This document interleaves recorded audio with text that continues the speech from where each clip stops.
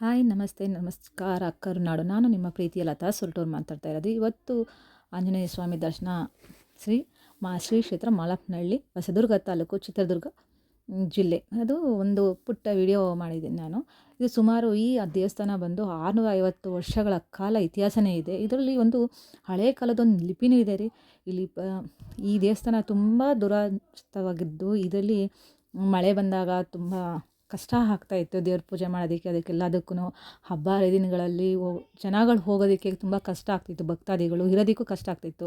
ಮತ್ತು ಪ್ರತಿ ವರ್ಷವೂ ಮಾಲೆ ಹಾಕ್ಕೊಂಡು ಹೋಗ್ತಾರೆ. ಇಲ್ಲಿ ಮಾಲೆ ಹಾಕಬೇಕಾದ್ರೆ ಸಿಂಪಲಾಗಿ ಮಾಲೆ ಹಾಕ್ಬಿಟ್ಟು ಹೋಗ್ತಾರೆ. ಆದರೆ ಇಲ್ಲಿ ಆ ಥರ ಅಲ್ಲ, ಹೋಮ ಮಾಡಿ ಆಮೇಲೆ ಹೋಮ ಎಲ್ಲ ಪೂಜೆ ಮಾಡಿಬಿಟ್ಟು ಇಲ್ಲಿ ಗುರುಗಳು ದುರ್ಗಪ್ಪ ಅಂತ ಇರ್ತಾರೆ.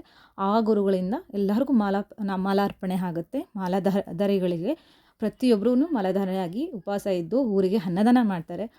ಎಷ್ಟು ಜನ ಭಕ್ತಾದಿಗಳಿದ್ದಾರೆ, ದಯವಿಟ್ಟು ಈ ಅಕೌಂಟಿಗೆ ಬಜರಂಗಿ ದಳದವರೇ ಆಗಿರ್ಬೋದು ಪ್ರತಿಯೊಬ್ಬರಿಗೂ ಶೇರ್ ಮಾಡಿ, ಲೈಕ್ ಮಾಡಿ, ಕಮೆಂಟ್ ಮಾಡಿ.